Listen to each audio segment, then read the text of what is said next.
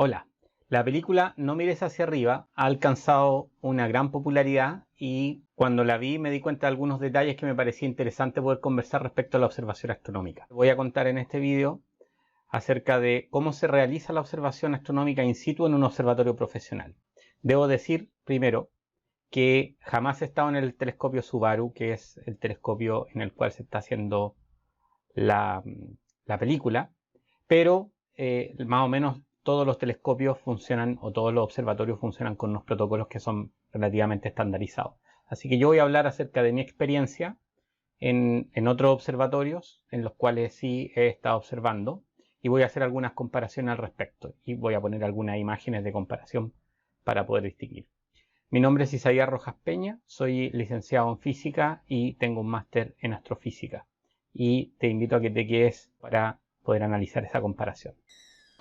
Bueno, aquí vemos lo típico del astrónomo, mucho té, café en la noche, algo para comer, porque los astrónomos observan, si es que se les da toda la noche de observación, o empiezan a trabajar antes de que se ponga el sol, y trabajan hasta que después que se ponga el sol. ¿Por qué? Porque hay que abrir la cúpula, hay que ver que todo esté operativo, ponerlo de instrumentación a punto para la observación, abrir la cúpula, y después de la observación, al terminar la noche, uno se queda realizando las imágenes de calibración. La cena típicamente es al menos una hora antes de que uno vaya a trabajar al observatorio. Es decir, que si por ejemplo uno va a empezar o va a la cúpula a las 6 de la tarde, está cenando a las 5 de la tarde y ya no come hasta el otro día. Entonces lo típico que uno hace es que se lleva algo para comer, como se puede ver muy bien en estas escenas iniciales de la película. Bueno, aquí yo ya tengo algunas observaciones interesantes. La primera es que está todo iluminado dentro de la cúpula del observatorio y eso no ocurre en la realidad. Lo que ocurre es que la zona donde está el telescopio está todo en absoluta oscuridad. En absoluta oscuridad. No hay ningún tipo de luces cuando uno está observando. ¿Por qué? Porque justamente lo que uno quiere con el telescopio es captar la luz que viene desde los objetos celestes. Y entonces, si uno enciende las luces dentro de la cúpula, se mete luz, contaminación de la luz propia de la cúpula a la observación astronómica. O sea, eso por una parte. Y lo segundo es que el astrónomo no se encuentra en el mismo lugar que el telescopio, por varias razones. Una de ellas es el hecho que cuando uno quiere observar, lo que no desea es que haya turbulencia en el aire. La turbulencia produce que las imágenes no se vean nítidas y entorpece la observación. Y la cúpula entonces debe estar a la temperatura ambiente para que no exista esta turbulencia, esta convección, estos flujos de aire desde dentro hacia afuera de la cúpula y viceversa. Para eso entonces lo que se hace es que existe una sala aparte donde está el astrónomo o están los astrónomos, que está físicamente desconectada o separada del telescopio. Así que esta imagen donde el astrónomo o la astrónoma va al telescopio y está todo iluminado y camina como si nada, eso no es así. O sea, esto es completamente diferente. Los astrónomos sí están en un lugar con luz, pero ese lugar no es al lado del telescopio. Continuamos. Y aquí lo que va a hacer es introducir las características del objeto de una supernova. Se observa ahí en lo que ingresa es una supernova, lo que está buscando. Entonces ingresa el nombre del objeto y de ahí el telescopio lo que va a hacer es buscar las coordenadas en su base de datos y va a mover el telescopio, que son varias toneladas, lo va a mover en la dirección del objeto que se va a observar.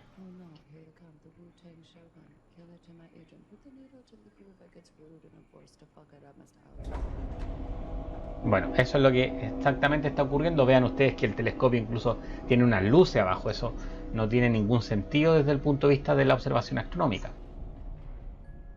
¿Ven? Ahí el telescopio se está moviendo.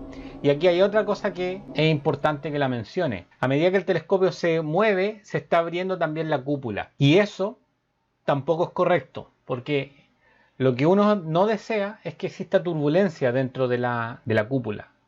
Y para que no exista turbulencia dentro de la cúpula, no tiene que haber diferencia de temperatura dentro y fuera de la cúpula. ¿Cómo uno evita que no haya diferencia de temperatura dentro y fuera de la cúpula? Es estar monitoreando la temperatura dentro de la cúpula y fuera de la cúpula, y en el momento en que esas dos temperaturas son iguales, se abre la cúpula. Y eso típicamente ocurre antes que se ponga el sol. La cúpula típicamente se abre antes que se ponga el sol. Y de ahí la cúpula queda abierta. ¿Por qué? Porque así la temperatura que está bajando fuera de la cúpula también baja dentro de la cúpula.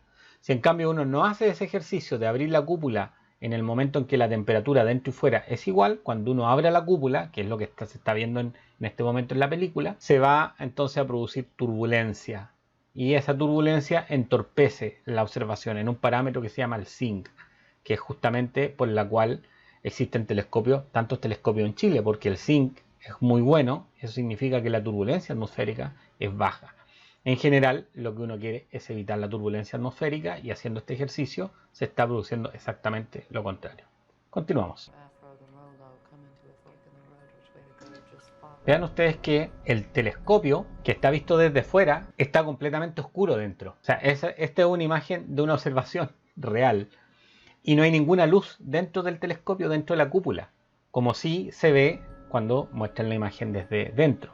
Ahora, yo entiendo que lo que quieren hacer es mostrar que el astrónomo está observando y claro, la película no tendría sentido que el astrónomo esté completamente oscuro. De hecho, uno jamás está completamente oscuro, uno siempre está con luz, pero no está dentro de la cúpula, está en un lugar diferente.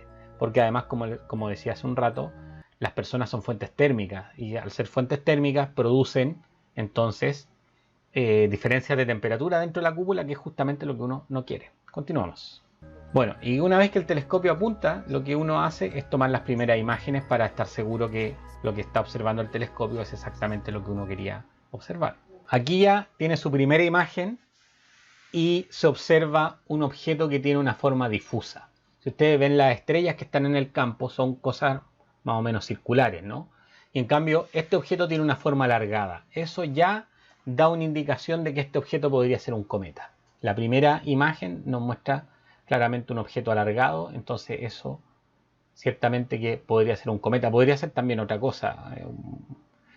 Uno lo que hace es tomar otras imágenes para corroborar, pero a priori eso indicaría que tenemos un cometa. Ahora, para que un cometa tenga cola, tiene que estar más o menos cerca del Sol.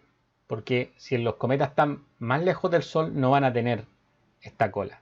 Y entonces se van a observar simplemente como objetos brillantes que se van a estar moviendo en el campo. Continuamos. Ahora, esto que está ocurriendo acá es algo poco realista.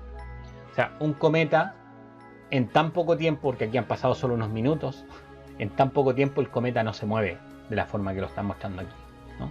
El cometa efectivamente durante una noche sí se puede mover y uno va a observar que ese objeto respecto a las estrellas de fondo está cambiando de posición.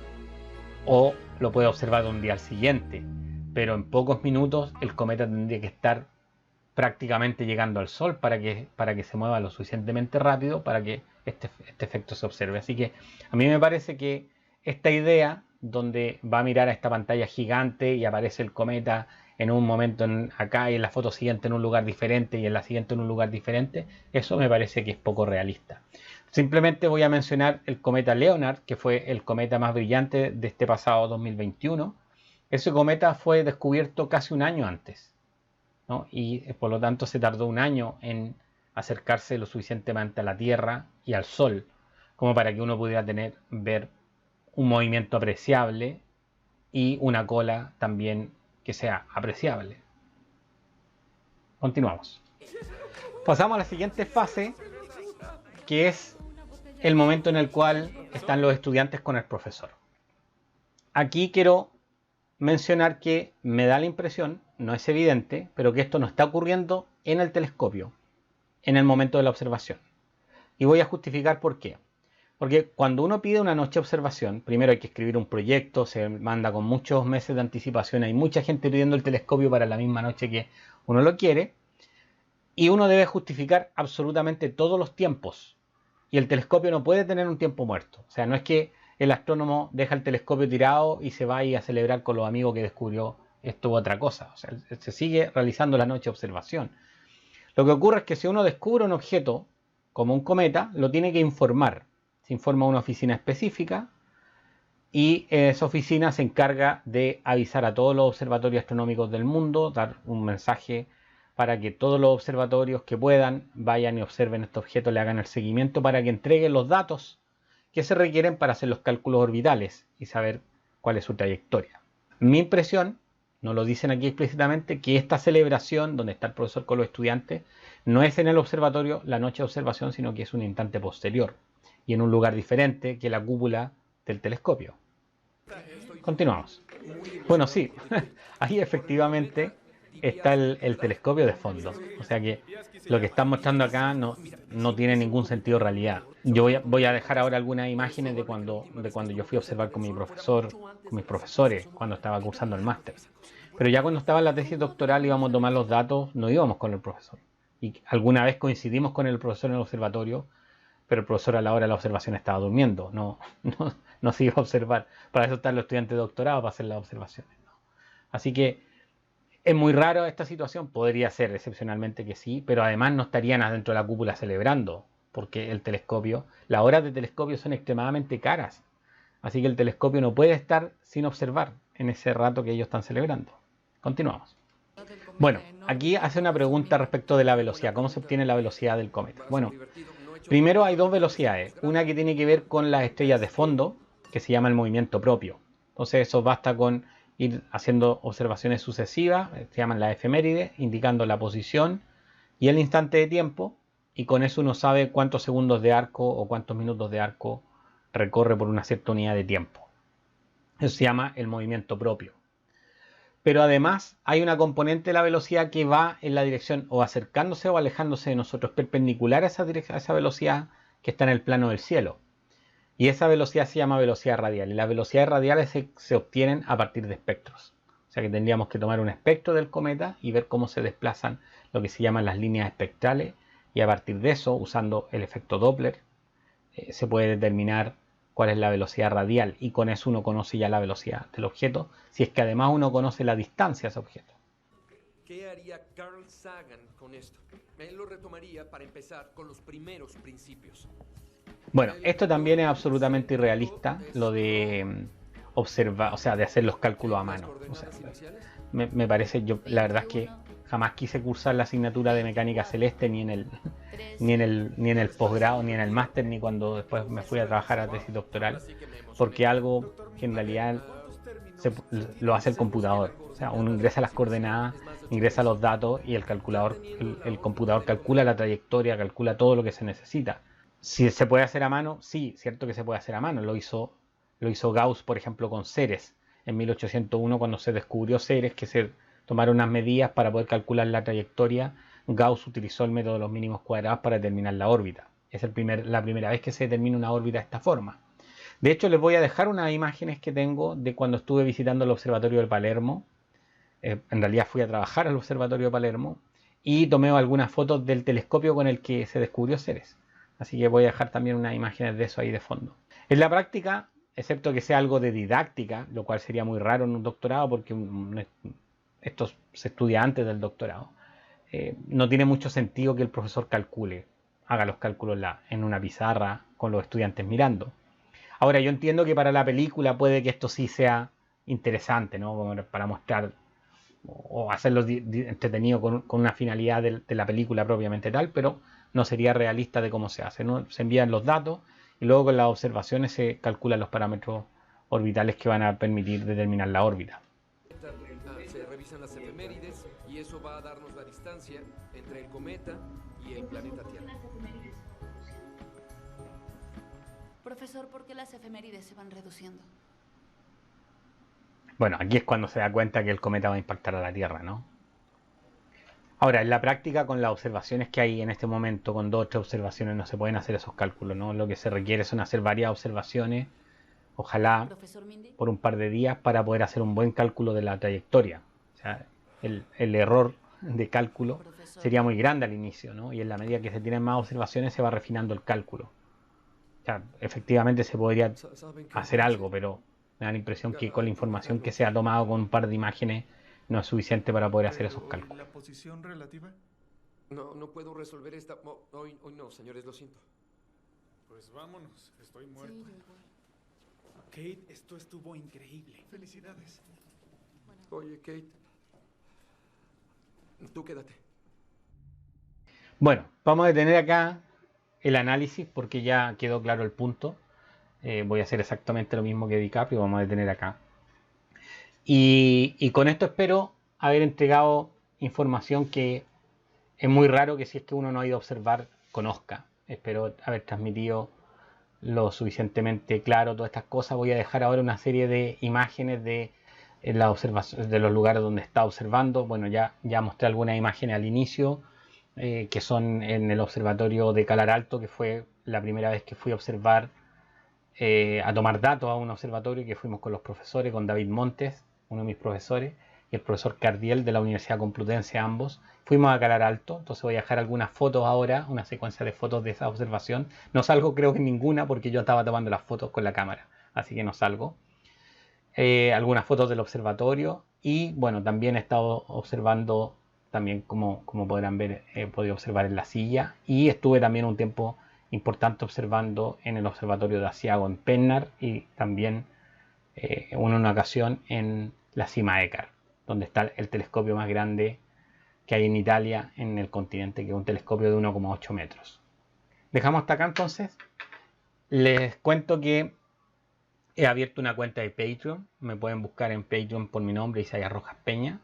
La finalidad de esa cuenta de Patreon es poder hacer que las personas que quieran seguir un curso de astronomía o quieran tener clases de astronomía puedan inscribirse por esa vía, los que están fuera de Chile. Y los que están dentro de Chile me pueden pedir los datos bancarios y hacerlo por transferencia bancaria. Voy a dar clases de astronomía básica todos los días sábados en la mañana hora chilena, a las 11:30, 11:30, todavía no lo he definido, a contar del primer sábado de febrero. Y tengo programado 3 meses hasta abril. El calendario se los voy a dejar también en un link en la caja para quienes quieran y se interesen. Y a un costo muy muy bajo. La idea es que ojalá la mayor cantidad de gente pueda inscribirse y que el dinero no sea una barrera. Son 4.000 pesos chilenos o $5, lo cual es un costo muy muy muy bajo para un curso. Ojalá se pueda inscribir mucha gente. Ayúdenme a difundir quienes puedan y quieran seguir estas clases de astronomía basadas en clases que he dado en la universidad y de acuerdo a la experiencia que tengo en docencia por más de 20 años. Ahora, el algoritmo de YouTube también le gusta mucho que ustedes comenten, así que si quieren dejar comentario abajo de la observación del curso, lo que sea, por favor dejen comentario, pónganle el me gusta si es que les gustó este video, porque el algoritmo, si no lo muestra a nadie más, incluso las personas que están suscritas. Y si es que no están suscritos, pueden suscribirse, ya saben cómo. Que estén muy bien, nos vemos en el próximo video.